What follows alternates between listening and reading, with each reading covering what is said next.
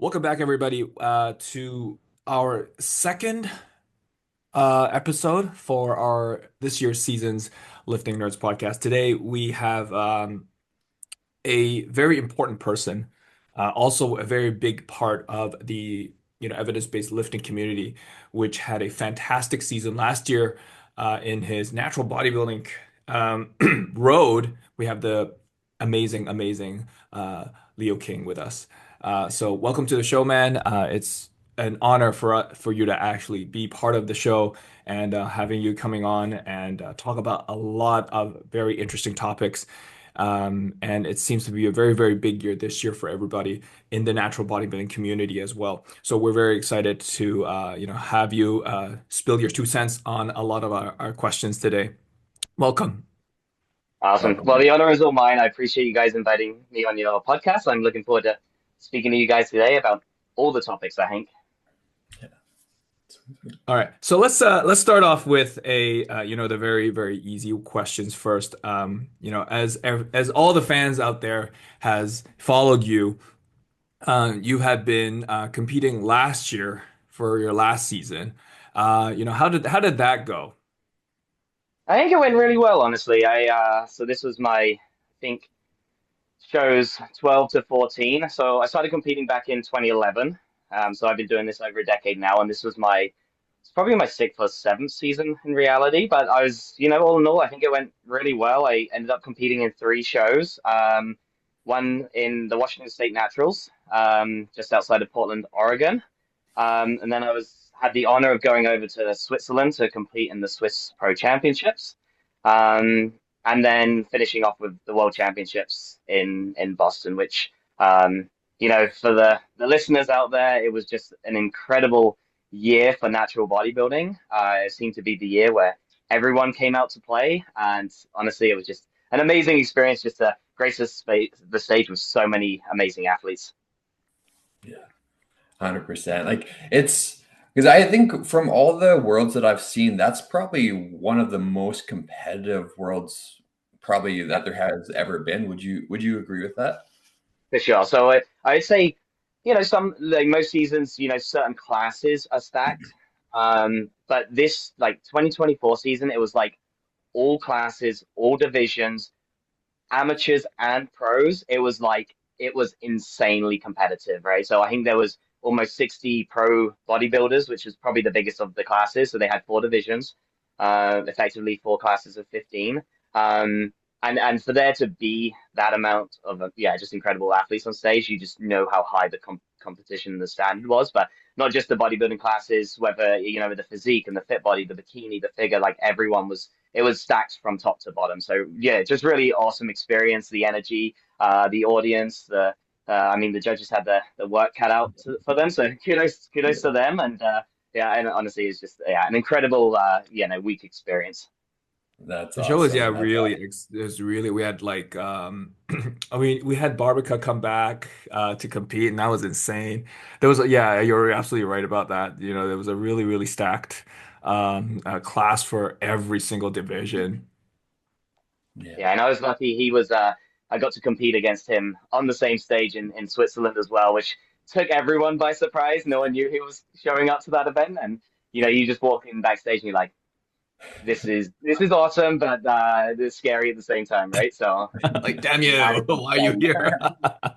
How much does he weigh on stage? Like he just looks so dense. Like that guy is just He's a middleweight, so I think realistically he's probably only 175 pounds, okay. but he's probably about 5'4", Yeah. and yeah, so I mean his mass on that frame is just Yeah. stacked. Yeah. That's awesome. Mhm. Sweet. In terms of this last prep for you, what was there anything specifically that you changed from your prep? I believe it was back in 2021 compared to last year's prep. Was there any specific different approach that you took, or was it relatively similar? I'd say it was similar for the most part. We take the long approach, so my prep started probably almost a year in advance. We've heard it coined before, a bit of the pre-prep. So I did a bit of a pre-prep, sort of, months 14 to 12 out from the show, and then kind of just to tighten up and see how everything was looking. And then I took the next sort of 4 to 6 months where I was just slowly building up food again. So that took us around to about April. And I started prep quite early. Realistically, I only had about 15 pounds to lose, maybe 17. Um, but yeah, so we started in, let's say, May, and just again, nice gradual approach. Started moving steps up, started bringing food down a little bit. Just a very easy, calculated approach. But one thing that I was actually around July time, I got really lean really fast, just almost out of nowhere. So we actually then took almost 2 months of building food up. We were eating at that time like 3,000 to 3,500 calories a day um, for the 7 days of the week, right? And cardio was zero. I didn't do anything other than steps, and so that kind of put us in a really good, healthy spot. And then literally like 2 weeks before the first show, that's actually when we actually started dropping calories again. It was it was almost like unnecessarily long, I would say at this point, maybe potentially, but it all worked out, right? I felt great. I think I looked okay, and then we just, yeah, from the rest of the shows, we just kind of used the information given on the first show, mostly with regards to the peaking process. Um, I knew that there was a potential for there to be a bantamweight class, which would be 150 pounds or less. So I did dig a little bit harder for Worlds, because I had 5 weeks between shows 2 and 3. So I did dig a little bit more just to get down to that sort of 147, 148 mark. I weighed in at 148 on the day, and yeah, so I did sneak into the bantamweight class, which was kind of my goal because, as with any athlete, I think you prefer to be in the top end of a weight class as opposed to the bottom end of an even more stacked weight class. And but yeah, just taking information from the previous shows with regards to food intake on a peak week, making sure we're hydrated, sodium, and all those things, and then just adjusting on a per show basis. Okay, nice. Would you say that would your preps get easier every single time that you compete? Yeah, I would say yes, in a way, and I think that comes from experience as well, for sure. Knowing when to push and why to push and stuff like that. And as you said kind of earlier, they have many hats, right? Like lots of positions in this industry, and so you are also trying to balance out those things as well. So I think it's not letting the less stressful things stress you out in a way, right? Try and take a bigger sort of holistic view of the whole thing. And I always just remind myself that, heck, we all do this for fun, right? Yeah, so I want it to be a good experience, not just for me, but obviously the people around me as well. So I always kind of come back to that sort of philosophy of just, hey, we're having fun with this. We're trying to challenge ourselves, obviously, but I don't want it to affect anything else that we have going on. I think that's also a very good point that you make. You make that statement because we actually talked about this on the first episode where we're talking about Brandon's your prep and then having that mindset in behind competing. A lot of people go head into competition for the for the wrong reasons. Where winning is your first priority versus having to enjoy the actual process of it. I think we talked about a little bit this last time. So if you guys haven't heard, just refer back to our first episode. We're not going to dig too deep on that. However, I think you also make a really good point is having different positions, and the good segue into this next topic is you having many hats. You're a father, you are an athlete, you're a president of the Mhm. WM Canada. What other hats do you have? A husband, of course. Yeah, so I What else? run a coaching company as well. King's Fitness is also a Oh yeah, brick and gym mortar gym. owner, yeah, coaching company. Yeah, you Owner. have many hats on, and you have the stress management. It's I would say it's unbelievable. So I'm glad you actually talk about how you actually manage stress and make it fun for the people around you. It's easier said than done. But what is some of the things or some of the tactics that you might use if you feel like you're kind of like trailing off? Yeah, I think in general it's just how you're setting things up, right? So you're always going to make things a priority. So again, if you're in the competition season, that's going to be the priority, right? But ideally, maybe you've you've planned out all your meetings with regards to business, or you've front loaded a bunch of your client programs and things like that. So you're kind of getting ahead of the game on those other things. And then when the time matters and you need to travel to compete, or it is peak week and you just need to just focus on yourself for that week more so. You're at least taking care of that. Everything's kind of this dial approach, right? So you can kind of dial some things back and other things forward, right? So yeah, and it's making sure all those things are taken care of, right? Whether it's family as a dad or a husband, like you said there, and then yeah, on the business side of things as well. So I think it's just making sure you are prioritizing some things, but it's not like you're cutting everything out of the whole picture, right? And then when in reverse, like on the other side of things, you're trying to then dial those other things back up to bring them back up to speed, etc. Right? So Gotcha.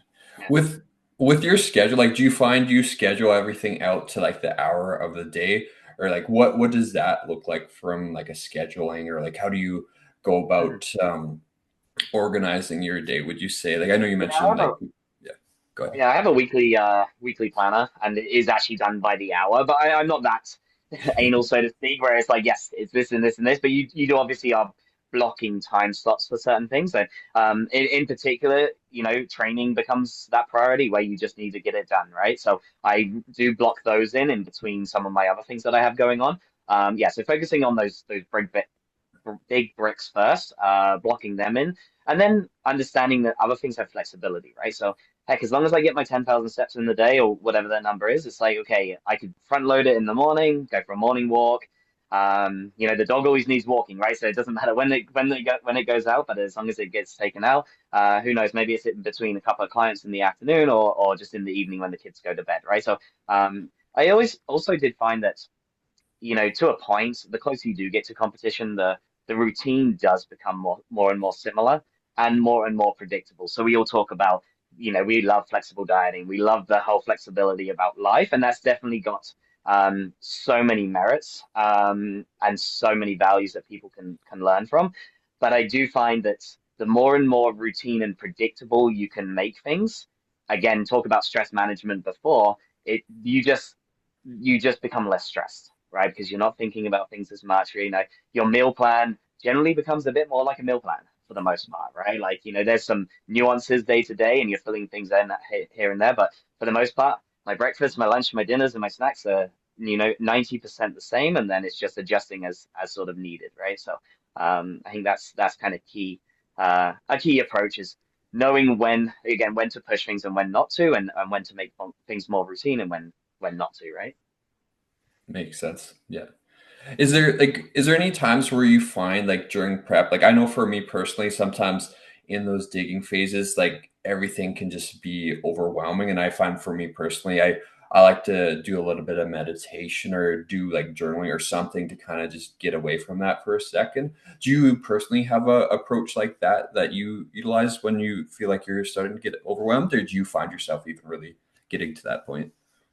You do always get overwhelmed. I think, yeah, taking a break from whatever you're doing is going to be key, whether it's going and meditating, reading, going for a walk, or just, going into a quiet room and just breathing for a few minutes, right? Like, I think yeah, you have to know what brings you back and what grounds you again. I do like we were talking about just the journaling and stuff like that. And again, as long as things are structured in a way, it generally does help to keep things from being overwhelmed and stuff like that. But life happens, right? Shit always goes wrong, and things happen, and you just need to deal with it. Especially as a business owner in a gym, something breaks down. It's like, hey, that's got to take your you Yeah, know immediate focus, depending on no matter what you have going on. So makes sense. Makes sense. yeah. Um, in terms of, I just want to circle back to your last prep as well. I know you mentioned that you think maybe the prep was just slightly too long, as you guys had to bring the calories up a bit more. Do you Mhm. think your next prep you do, like, if, I'm assuming you'll probably be competing again in next like 5 years or something, but we can talk about that too. Do you think you'll shorten the prep just a little bit more so you don't run into that issue again? Or? Yeah, I think so. Assuming I'm in that sort of same sort of position with regards to like a level of body fat position and stuff like that, and being healthy, I think I would shorten it by a little bit. I do like the approach. So I work with Dr. Joe Komzuski, who I'm sure many of your audience will be at least familiar with the name. But we generally like to build up food into shows for sure. Um, but I think it was like, we were so far out that we had to do it for so long that you just start losing some of that crispness, right? That fullness becomes almost a little bit too big. So that's why we had to then drop calories back down and kind of peak again. I think 2021 we did it perfectly, where sort of the last 6 weeks we were basically linear loading every single week into the competition, and it was like you perfectly timed that peaking process to the point where that final week you could have stepped on stage any moment of any second of the day, sort of thing, Yeah. right? Carbs were nice and high. You're always hydrated and stuff like that, right? So I think next time probably would shorten it a little bit. Um, for the most part, yeah, I think it would just be a little bit more beneficial, maybe. And again, maybe it's just a little less mentally draining, right? Because a lot of preppers at prep, you're still going to be, Yeah. draining the engine, so to speak, there. So, yeah, and then we always do a kind of a linear load. We'll probably talk about peak weeks, but we always do a linear load throughout the peak week itself as well. Yeah, Gotcha. so yeah. So you would start a little bit on the low end and just slowly ramp it up with carbs, I'm assuming, towards the end. Yeah. Yeah. Yeah, usually adding, 25 to 50 grams a day for the most part of carbs, mostly, and some fats as well. That's something we did probably a little bit different this time, is fats were kept a lot higher this prep.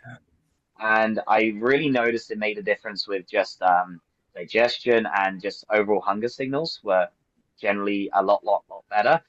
Cravings were much down. So that was actually a nice change that we kind of did make. And it was the difference of probably 10 to 15 grams of fats on the daily. But, when fats can get quite low, it makes a difference. Okay, makes sense. Did you notice that you got a little bit more fullness too with like having a bit more fat? Because I know, like, I think there's certain triglycerides that get stored in your muscle belly as well, and like sometimes that can maybe influence fullness. Did you notice when you had the fat a bit higher that you generally had a bit more total fullness than just ramping up carbs? Yeah, I think on both sides of it, but one, hunger, because it slows the digestion down, but it also just slows the process of maybe it's just an insulin Yeah. response as well, right? You're not generally getting as much of that sort of fast acting response when fats are lower. So I think in the fullness of the muscle bellies as well can help. I'm not sure the absolute physiological process behind that, but I'm sure there's many guys that can kind of talk about it. But generally, that's why we use fats in peak week as well, and fats will be increasing along with the carbohydrates, and it's for those kind of two reasons. Yeah. Okay, that makes sense. With water, I noticed you mentioned you kept water high. Like, do you typically drink a little bit more water during peak week than like other weeks, or what does that typically look like for you? Probably a little bit more. Yeah, yeah. I think if you add a liter or so to baseline is probably pretty good there. Um, Yeah, so I think peak week we were probably around 5 to 6 liters a day, and then normally I was probably around 4 liters or so. And then that even went into the show morning as well. I think on Worlds the morning, we actually did a full workout, full upper body workout the morning of um, the Worlds, which was fun. And uh, down to 2 liters of water with some electrolytes and stuff on wake up before the workout. And our goal was just to get really full really early, because I have a very like fast metabolism, a little bit more on the ectomorphic side of things. So we were just trying to not get behind on that side of things. And um, yeah, I think that one we did. We were a little bit more aggressive for Worlds this year, bigger stage, bigger competition, so to speak, right? So Yeah, makes sense. Makes sense. With that, because I think Worlds it was a little bit behind this year too in terms of scheduling. Excuse me. Did you find with that, like you guys probably, do you find that adds stress to the peaking at all when you notice the show is behind? Or I guess you've probably done it so many times that you guys probably just have a game plan yeah, for you it. just have to manage your food. If it was only about an hour probably behind Oh, okay. for when I got on stage. I think as the show went on, because of the competitiveness, they probably were a little delayed. But in reality, so my eye-opening experience with that was generally bodybuilders compete in the morning. Okay, so that's our Worlds we were on at 11 o'clock. I think in Washington I was on at 9 or 10 o'clock. And that's fairly normal. So generally you can have one, maybe two meals in advance, but generally you're still quite tight from the morning and in general, right? As the body's still warming up. But in Switzerland, they make the bodybuilders go very last. Yeah, And interesting. not only have I traveled across the world to compete with them and jet lag and all of this sort of stuff, um, it's we had to be very sort of calculated with eating our food throughout the day. But it was interesting in the fact that, we didn't get on stage till 9 o'clock at night or something like that. And I'd been up since 6 a.m. in the morning. It's just like every 3 hours we ate and we kept drinking our food and adding our sodium and all of that stuff. And every sort of check-in throughout the day, I just kept looking tighter and fuller. And it was just like this incredible process to watch you throughout the day. So I think that did definitely help with the stress for some things, right? Because normally you're like, oh, the more I eat, the more I bloated I look, or like, in your head you look and how you Yeah. feel and such. But having a coach behind you who can really assess what's truly going on. But that was very helpful for me, just again being able to be on stage so late, which was atypical for a bodybuilder, at least in North American shows anyway. Yeah. No, that makes sense. I wonder because that's pretty much yeah. All North American shows are always typically bodybuilding first. So that yeah, that makes sense. We like to prioritize Yeah. the bodybuilders. I get why they did it. It was kind of an audience thing, and it was they heavily focus on the bodybuilders, so they like that to be their like main event, so to speak. Okay. Yeah. Um, But of course, we've done that with our pros at our Calgary show in the past. I think 2022 that happened, but the pros were on so late. And again, our goal is to always we want to, they've earned their status to be at that level, so we want to prioritize them in an event, which is why we effectively and then change the topics here, but we effectively created a whole second day event was for the pros, just to make sure that they are being taken care of and they're not stressed and all of that stuff. Yeah. Yeah, I think Because that's a like really good strategy too, having an amateur day and I know it's kind of a segue going into like talking a little bit about our WNBF Canada shows. Um but I think 2022 was that the last show that it was like a 1 day show, or was that a 2 day show? That was the 1 day show that That was we the 1 day. That was the last 1 day show for Calgary. Yeah.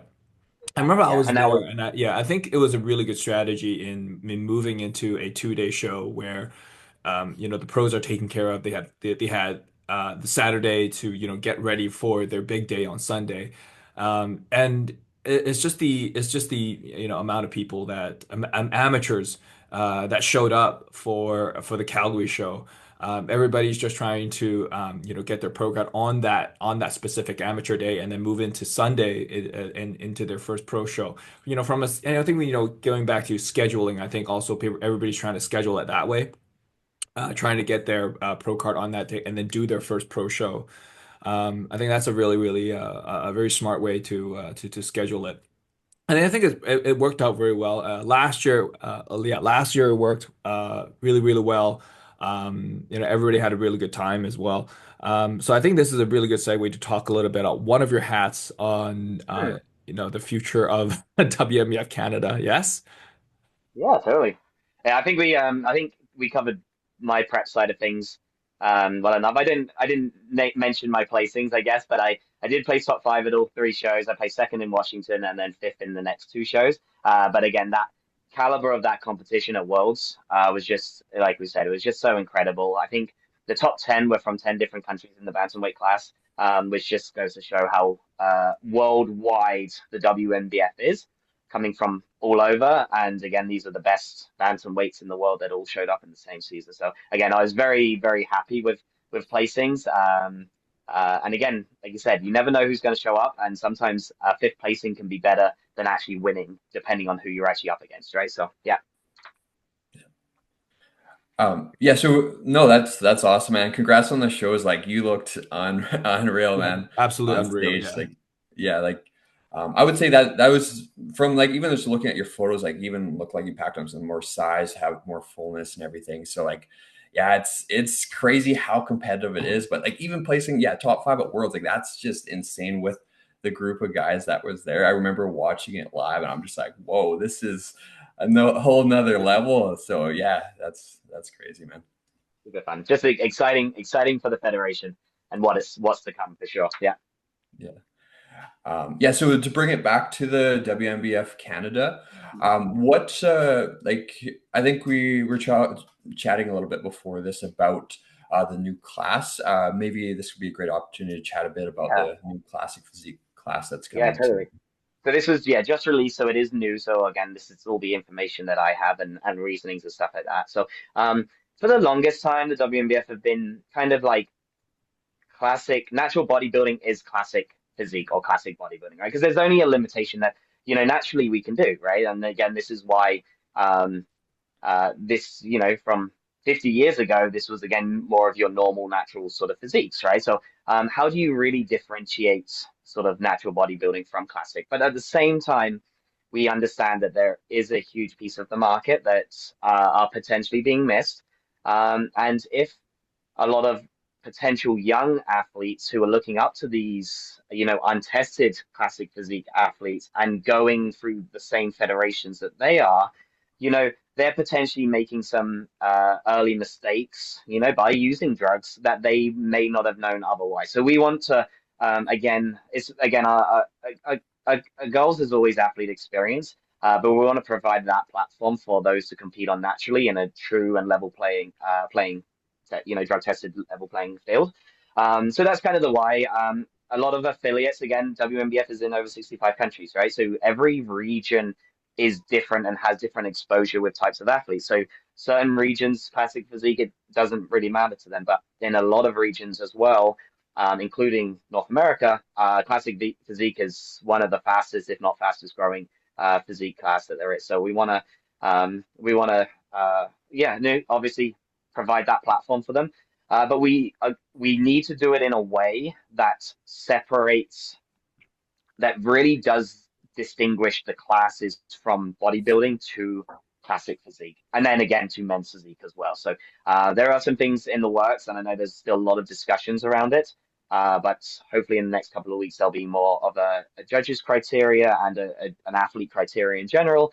But I know that we will be offering it in all our shows this year, and the goal is to have a pro division in Calgary as well. That's awesome. Yeah. Do you know with like the posing criteria, any of those kind of things yet, or is it still kind of on the fence there? Yeah, they're still being finalized, but it's going to not be dissimilar to what's out there already. We're not going to reinvent the wheel. The wheel's been invented, so to speak. But there probably will be, you're going to have your obviously your quarter turn poses, which won't be any different. But I believe there's going to be 5 mandatory classic physique poses with 2 optional ones, which will be of choice. Um, and we're just kind of distinguishing which ones are going to be included, right? So, yeah. And I'm going to say a lot of the earlier shows will be a lot of this sort of, um, making sure that things are working out, making sure the judges are trained properly, lots of judging workshops and those sort of things, so that everyone's on the same page before the shows start happening. But yeah, I think it is ultimately a good decision. It, as much as I do agree that classic and natural bodybuilding is classic, I think it's if we're going to do it right and well, it is going to be a different look. Makes Yeah, sense. that actually, creates a question that I wanted to ask for, as you said, lightweight or bantamweight bodybuilding versus, classic physique. Of course, there's the differentiation between the trunks, and Yep. the second thing is, how would we, divide them, by weight classes and height? How would we, approach this? Yeah, I think I l- me personally, and again, this is one of the things that still needs to be ironed out, but I like this height to weight ratio because it really does then like uninclude some of those at least top level bodybuilders, right?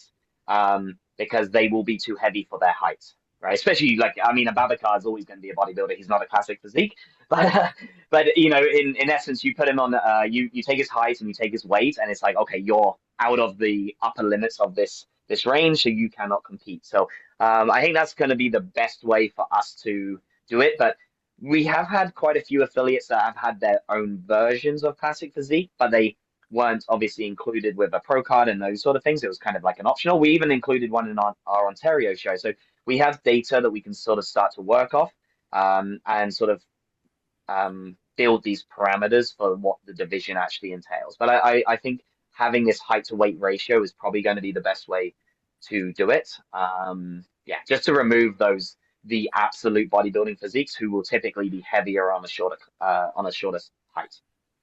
Gotcha. Yeah. And then you said the trunks will be different, the poses will be different. They are going to make it more presentation based as well. So for those of you who don't know, bodybuilding is for the most part 100% physique based with you can break ties for the most part with regards to posing and some things like that.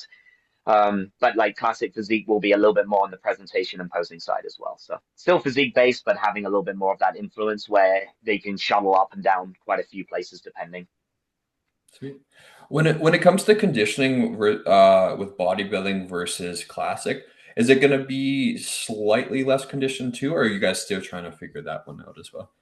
Yeah, it is going to be slightly less conditioned, but you still want to see all the Yeah. major separations between all the muscle groups. So you still want to see quad separation. You still want to see a light glute striation likely, which is why we're doing the trunks the way they are. They're not going to be kind of those, you know, speedos which come all the way down sort of idea, right? But yeah, it's yeah, and in essence, it's same with bikini and men's physique, right? Like it's not like they're any less conditioned than the other classes, but it's just that the top athletes, their build and their musculature is a way that doesn't make them look as striated, as hard or whatever as sort of those other classes. So I actually think it's more of a genetic thing than anything else. But again, it's still going to be heavily conditioned. Just maybe, like you said, it's just going to be not quite that extra 1% that bodybuilders are going that need to go for or should go for, whatever. Yeah. Makes sense. Makes sense. With WNBF Canada too, is there anything else in the works that you guys are thinking of doing in the future, or anything else that you're thinking of incorporating? I think that's a big one. We have some things that maybe in 2026 that we're looking at doing, but again, we're just in discussing ideas and stuff like that. But we're always looking at moving the needle forward.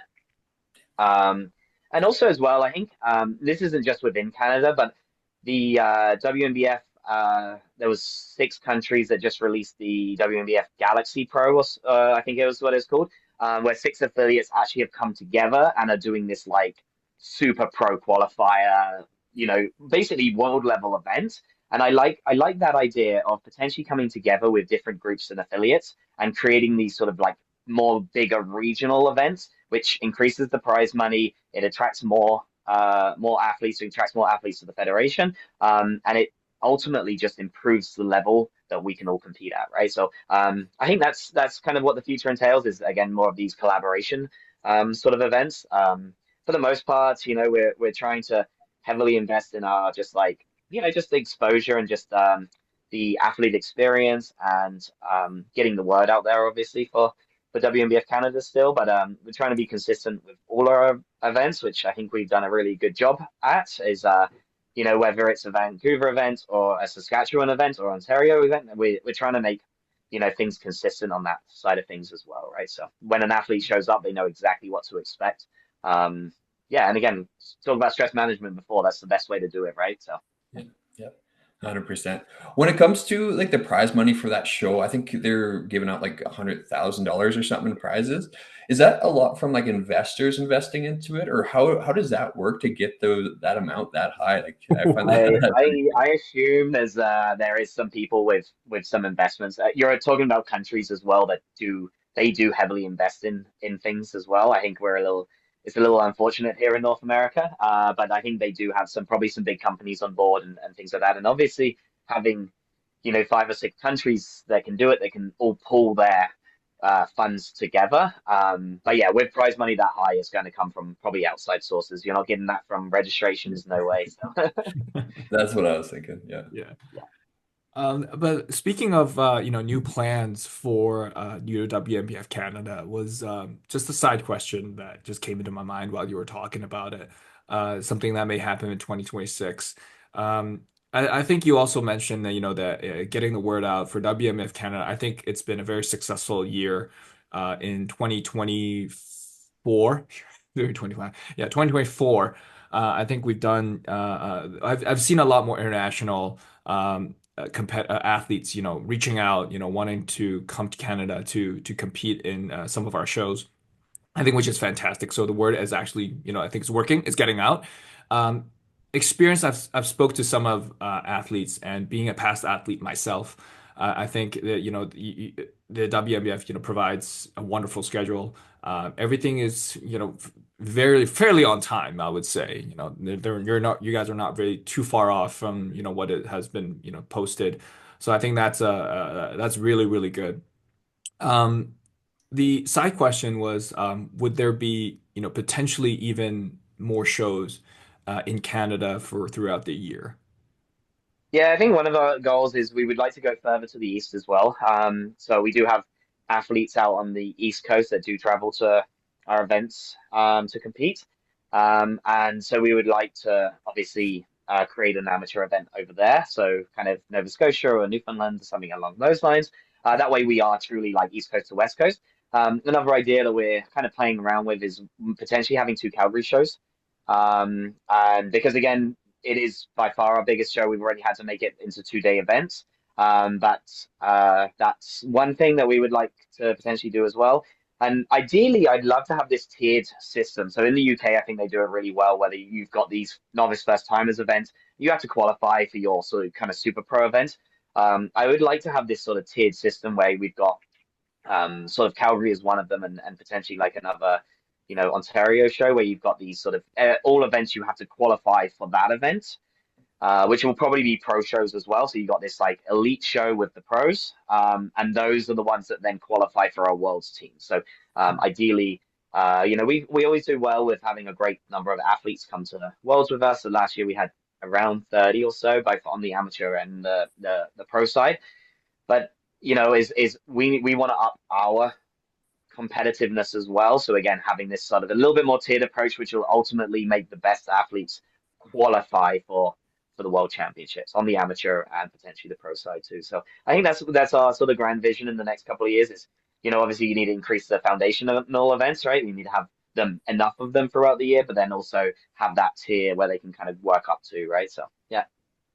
And we've got, and to do that, it's, you need a successful team around you. And I'm not going to be the first one to say that we've done it ourselves because we have an amazing, incredible team of promoters and athletes and volunteers and stuff throughout the whole country that all believe in kind of the goal of the WNBF, right? And providing that platform for our natural athletes to compete on and the athlete experience that goes along with it. But, it's that's, all the success has been down to the help that we've had for sure. Makes sense. I'm trying to think what else. Let's see.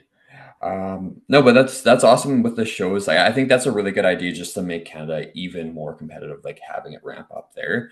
And it seems like, yeah, the WNBF is getting so competitive in other countries as well. So it's just nice to be able to get up there as well.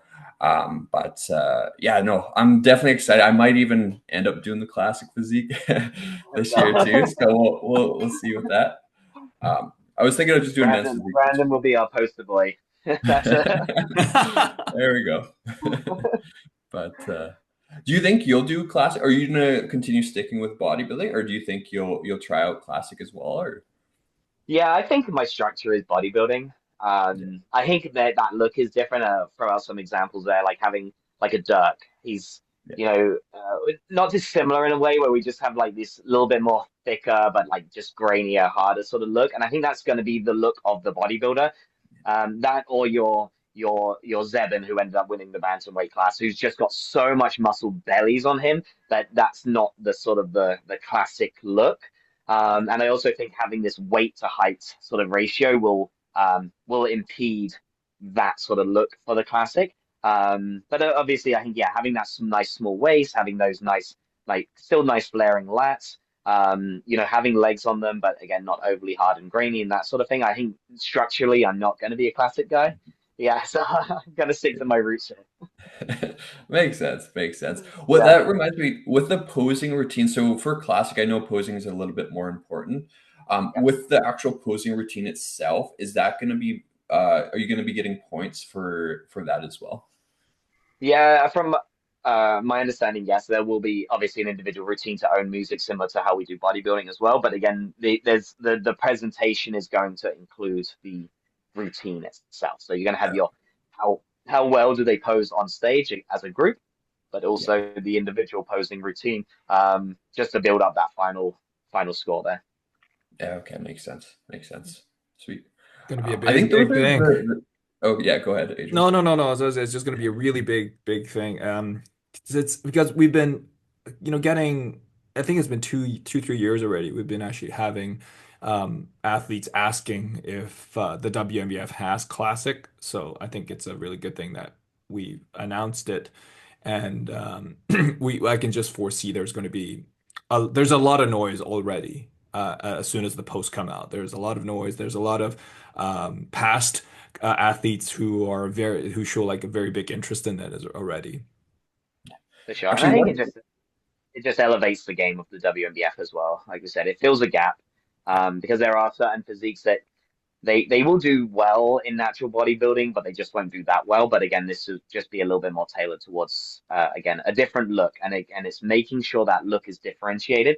One of the big, actually, this is just a fact more than anything, is we've seen a lot of federations do it in the past, and their bodybuilding classes have been destroyed, right? Because everyone's gone over to classic physique, and in my opinion, it's because they didn't distinguish the look enough.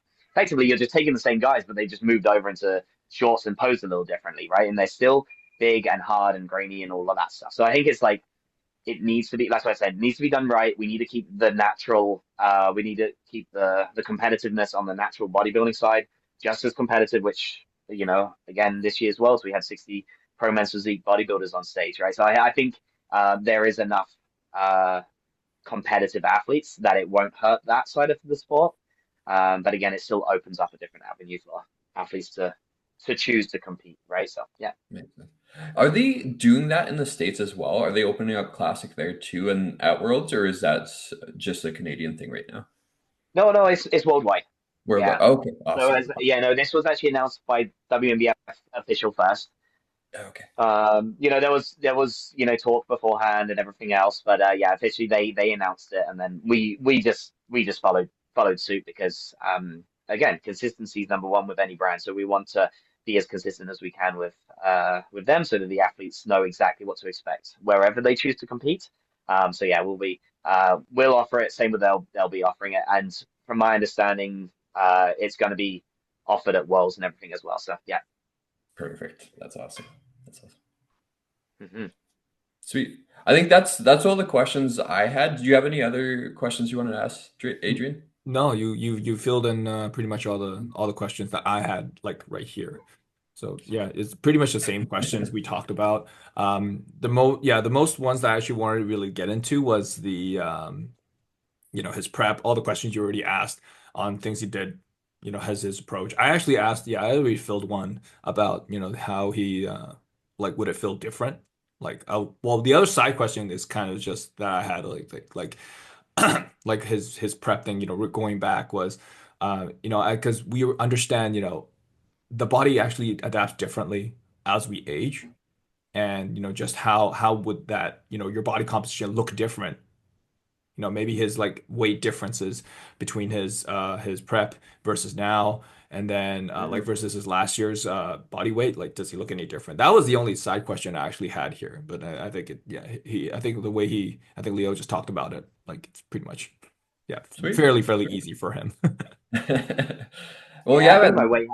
I was going to say quickly on that. My weight was the same back in 2021. That was the first time that I'd actually seen an increase in all my shows. So typically I was around 139 to 140 pounds for my first like 4 seasons. And then I think it was just, again, better preps, slightly slower preps, slightly better preps, keeping food a little higher, a little less cardio, etc. But like I said, I was 147 pounds the last two shows effectively, right? So yeah. Yeah, makes sense. Makes sense. That's awesome. Is there any questions that you have for us? No, I mean, I think in general, keep spreading the word of natural bodybuilding in general, and competing and coaching and all that good stuff, and the information that, evidence-based lifting that we do, obviously. Our season on the WNBF starts in May 3rd in Vancouver, followed up by Kelowna on May 17th, and then we have Winnipeg, I believe is June 6th, and then 2 weeks later is Edmonton. And Edmonton, we're actually going to offer Pro Masters Bikini for the first time. And then into our fall shows, we've got Ontario, which is in Toronto this year, when we're super excited for, followed by Saskatchewan, and then our 2-day Calgary event. So Worlds this year is in Los Angeles. It's always a fun time, great event. Yeah, I'm just looking forward to the season and again seeing you guys in person this next season. Yeah, Yeah. sounds good. I'll be on stage. Are you going to be judging some of the shows this year, or going to be helping backstage kind of thing, or? I'm usually around helping out more than anything. I don't typically judge our Canadian shows, for the most part, unless I'm needed to. And one, it depends on if I do have any clients, because if I have clients, I don't judge at all, right? I just remove myself there. But I will be judging a few shows in the States this year. Sweet. That's usually my sort of travel plans is go and help out and help some friends run their shows and help and go judge their events and yeah. Nice, man. Nice. Do you know what's happening for the federal way show? Like it's June 14th, or am I tripping? I believe it's right in between. No, I think you're right. There's yeah, still the same venue and everything else that they have going on. I've seen Katie Wayman Wright is the promoter down there. She's been posting fairly frequently about it. So yeah. Okay. Sweet. Okay, that's awesome. Okay, well, thank you so much for your time, Leo. We're just gonna keep you around after recording, just a little longer. But yes, tell the audience where we can find you, obviously.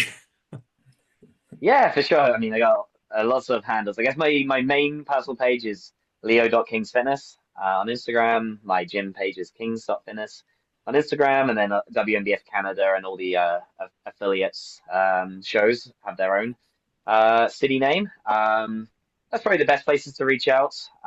You can, yeah, direct message me on any of those platforms if anyone has any questions about competing as an athlete or client or whatever. Then yeah, I'm an open book. I'm happy to let anyone know whatever they want. So Yes, and I can vouch for that as well. So you guys, the first WNBF show is going to be the spring show at May 3rd, in Vancouver. So sign up now. And exactly. yeah, and we'll hope to see you all there. So thanks today for our episode, and thanks again to you, Leo. We will see you next time.